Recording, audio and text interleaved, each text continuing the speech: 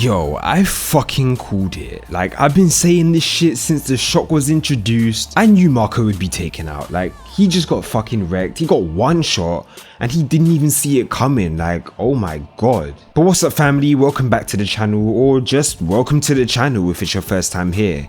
Kingdom chapter 530 was greatness. Like, bro, I knew this shit would happen. Like, a lot of people were saying that the shock was gonna be Kisui dying, but I just didn't understand how that would be a shock. Like, there's no way that with all of these troops surrounding him, that people would still be shocked if he died. But now, Marco, the left-hand man of Osen, has been wiped off the map. Like, bruh, do you understand how much of a killing blow this is? Like, losing your second or third in command on the first day of war is fucking insane. But although this shit is extremely hyped to me, this does kind of raise my old concerns about what was happening before as well. Like, how did Roboku manage to get so close to Marco without anybody knowing he was there? Like, there's no way that he walked all the way within striking distance of the commander without a single lookout spotting him, or hearing him for that matter. Like, that's a bit crazy, especially when you consider that Kisui and Bate, who were in the middle of battle and trying to stay alive,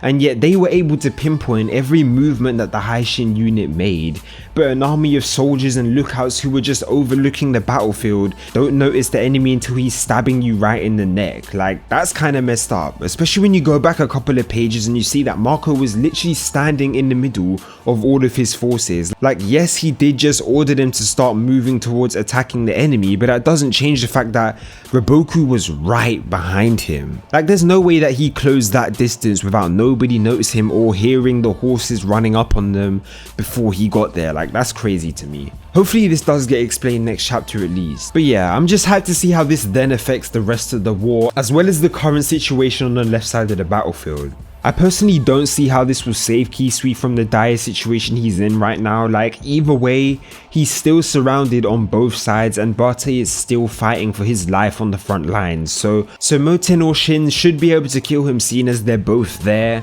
But then again, we don't know how many men Roboku brought with him, so the fact that he killed Marco and is now probably attacking Marco's forces from behind might relieve just enough pressure from Kisui's forces that they're able to then divert their attention a little bit to helping Kisui out. So it does seem as though the situation has been completely reversed. Like, the Haishin unit and the Gakuka unit are both in pretty bad situations right now as well, especially seeing as they've both been sent over to where they are with such a small amount of units. They were both extremely dependent on Marco's army for support, but now that Roboku has sort of taken them out of the picture, it's just a matter of time before all of those forces turn around and collapse on them. So the question now isn't who will be killing Kisui, it's whether or not they be able to take Kisui out in time before they get completely surrounded and fucked over. But I do feel like they should be able to do it. Like, the Gakuka unit and the Haishin unit, they're both pretty capable. Like, if they're surrounding Kisui like this, I'm pretty sure they're gonna be able to take him out. But you know what this means, right?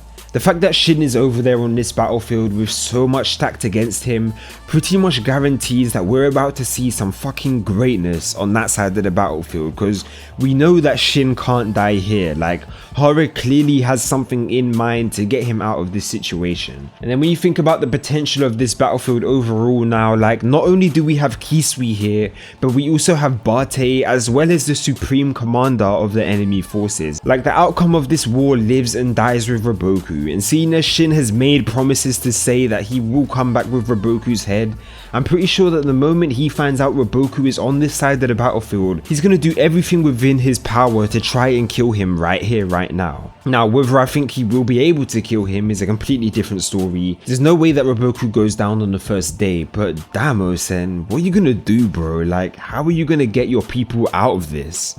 I just want to give a quick rest in peace to the dumb niggas that tried to attack Yokai this chapter. Like, bruh, she took out like 5 guys within the space of a second. Like, that shit was fucking savage. And it kind of made me laugh the panel afterwards where you see Shin watching over his shoulder, and then you got that random ass soldier in the background, like, in complete disbelief. And just to quickly move on and touch on other possibilities for next chapter, they left 10 way back before they even started to charge through the Zhao forces. So she could potentially be in a really advantageous situation to help them out. Like, I'm sure that they left a few troops with her to keep her safe, so I want to see 10 putting her smarts to good use next chapter. And overall, I'd rate this chapter a 10 out of 10. Like, the levels of hype this chapter made me feel throughout, like, it really felt like it was building up to a major finale. Like, whether it was building up to Kisui's death or Marco's death or just some random plot twist, it really had me hyped throughout the whole chapter, and I can't wait to see what Hara has for us next chapter. But let me know what you guys think of this chapter in the comment section down below, and how you think Raboku managed to so easily sneak up on Marco. Like the video if you did, and subscribe if you haven't already for more of that Kingdom greatness, and I'll see you guys in the next video. 1.